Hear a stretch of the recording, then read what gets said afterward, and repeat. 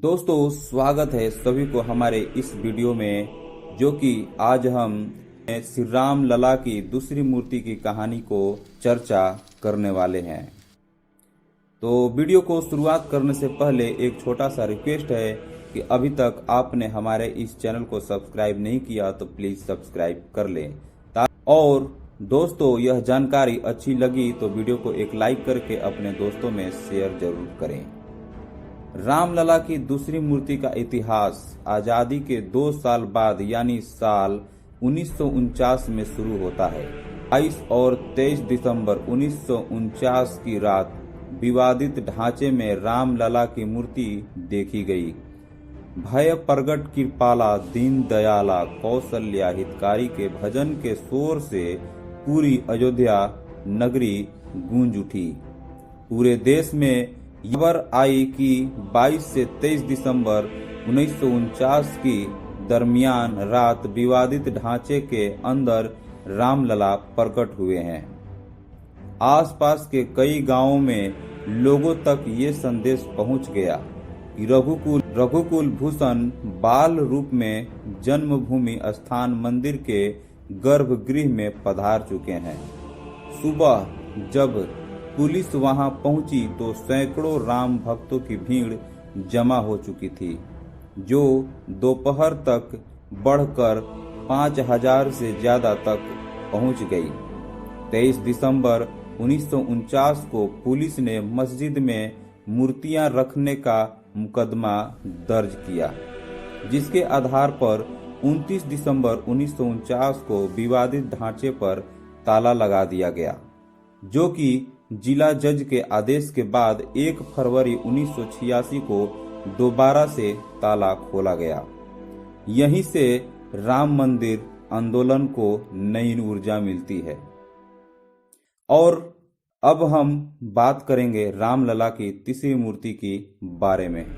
दोस्तों, प्रकट हुए रामलला की ये मूर्ति 1949 से 6 दिसंबर 1992 तक जन्म स्थान पर स्थापित रही, लेकिन बाबरी विध्वंस के तुरंत बाद कार सेवा के दौरान ये मूर्ति गायब हो गई। जो मूर्ति बाबरी विध्वंस के दौरान गायब हुई वह रामलला की मूल मूर्ति नहीं थी। जो मूर्ति कार सेवा के दौरान गायब हुई वह 22 दिसंबर 1949 की आधी रात को विवादित परिसर में रखी गई मूर्ति थी, जिसके बाद से हिंदू पक्ष ने रामलला के प्रकट होने का दावा शुरू किया। वरिष्ठ पत्रकार हेमंत शर्मा, जो बाबरी विध्वंस के दिन खुद उस जगह मौजूद थे, अपनी किताब युद्ध में अयोध्या में लिखते हैं, 6 दिसंबर 1992 को कार सेवा के लिए अयोध्या में जुटी भीड़ अचानक बाबरी ढांचे को तोड़ने में जुट गई।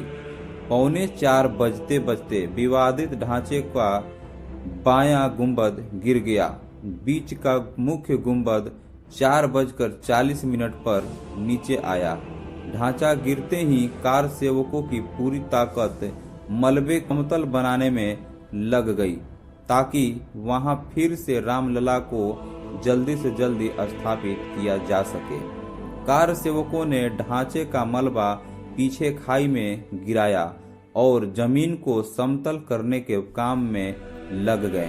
15 गुना 5 फीट की दीवार उठाई गई।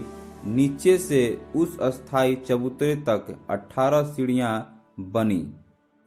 उसी वक्त पता चला कि रामलला की जो मूर्ति पुजारी सत्येंद्र दास बाहर लाए थे वह गायब हो गई है। कार सेवकों के सामने एक तरफ केंद्र सरकार की संभावित कार्रवाई का खतरा था तो दूसरी तरफ मूर्ति रख अस्थायी मंदिर बनाने की अफरा तफरी थी। केंद्र सरकार की ओर से अयोध्या मंदिर का मामला केंद्रीय राज्य मंत्री PR कुमार मंगलम देख रहे थे। वे फोन पर कई बार जानकारी ले चुके थे कि अस्थायी मंदिर में मूर्तियां रखी गई है या नहीं। अयोध्या ढांचा ढहाए जाने के बाद अस्थायी मंदिर में रामलला की मूर्तियां स्थापित करने को लेकर संग्राम मचा हुआ था, तो केंद्र सरकार इस स्थापना की खातिर विशेष तौर पर सक्रिय थी। नरसिंह राव सरकार के मंत्री पी.आर. कुमार मंगलम राजा अयोध्या बिल्वेंद्र मोहन प्रताप मिश्र के संपर्क में थे। राजा साहब कांग्रेसी बैकग्राउंड के थे। अयोध्या में कर्फ्यू का दुकानें बंद थी। आनन फानन में राजा अयोध्या ने अपने घर से रामलला की मूर्तियां भिजवाई, जो उनकी दादी ने इसी काम के लिए अपने घर में एक अस्थायी मंदिर में बनवाकर उसमें रखी थी। राजा अयोध्या ने बाबरी विध्वंस के बाद खाली हुई जगह बने चबूतरे पर मूर्तियां रखे जाने के बाद पी.आर. कुमार मंगलम को इसकी सूचना दी गई। इसके फौरन बाद प्रधानमंत्री नरसिंह राव ने कैबिनेट मीटिंग बुलाकर भाजपाई मुख्यमंत्री कल्याण सिंह को बर्खास्त करने का फैसला ले लिए।